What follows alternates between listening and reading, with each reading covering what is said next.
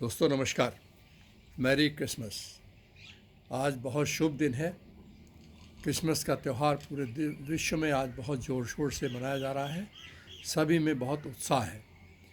मैं नीलम कुमार सिंह अपनी ओर से तथा डॉट न्यूज़ की ओर से संपूर्ण समाज को, समस्त नागरिकों को इस अवसर की शुभकामनाएं देता हूं और सभी बच्चों और नागरिकों को पूरे मन से, पूरे दिल से शुभकामनाओं के साथ जीसस द्वारा दुनिया को जो मोहब्बत, शांति, सद्भाव तथा दया की जो पैगाम मानव समाज को दिया गया था, वो मानव समाज में अंदर तक पहुंच जाए, जो कि वास्तविकता में व्यवहार में नज़र भी आए। जीसस द्वारा दिया गया ये दया और शांति का जो पैगाम है वो मानव अस्तित्व के लिए बहुत आवश्यक है।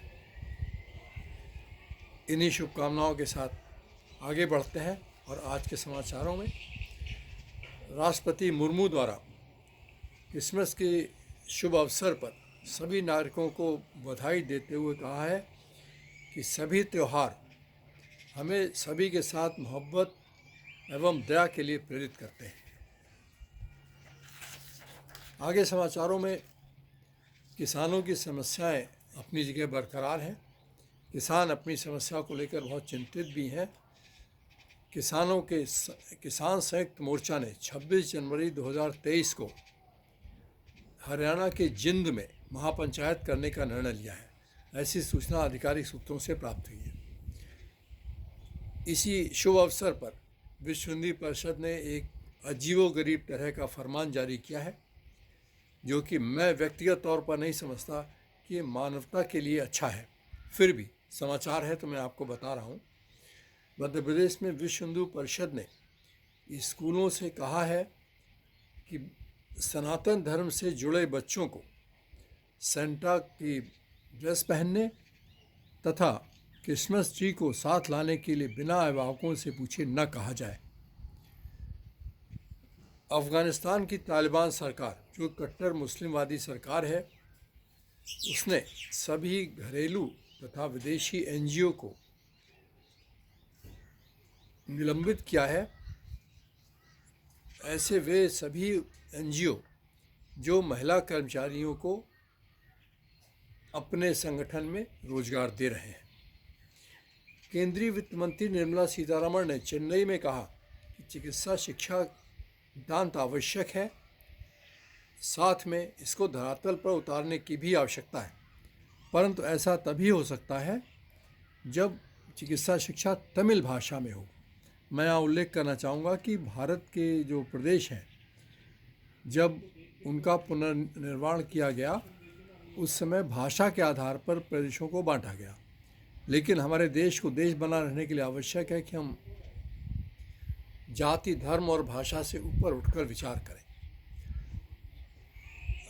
आसाम के मुख्यमंत्री हिमंता विश्व शर्मा ने डिब्रूगढ़ में 973.38 करोड़ की परियोजनाओं का उद्घाटन किया। राहुल गांधी की भारत जोड़ो यात्रा दिल्ली पहुंच गई है। उन्होंने कहा कि सत्ताधारी दल धार्मिक मतभेदों को शस्त्र की तरह उपयोग कर रहा है। 24 घंटे नफरत फैलाने वाले समाचार प्रसारित किए जाते हैं। जनता का ध्यान भटकाने के लिए सारी कवायद हो रही है ताकि जनता असली मुद्दों पर, जो उनकी समस्या, उन पर ना आ सके। उन्होंने ये भी कहा कि भारतीय जनता पार्टी द्वारा मेरी छवि खराब करने के लिए हजारों करोड़ रुपए खर्च किए गए हैं, लेकिन एक माह में ही सच देश के सामने आ गया।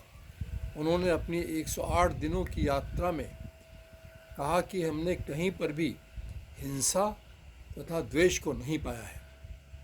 यह केवल टीवी पर 24 घंटे चलाया जाता है कि भय है, डर है, हिंसा है। भारत जोड़ो यात्रा के दिल्ली पहुंचने पर राहुल गांधी ने कहा कि बीजेपी तथा आरएसएस भय पैदा करते हैं,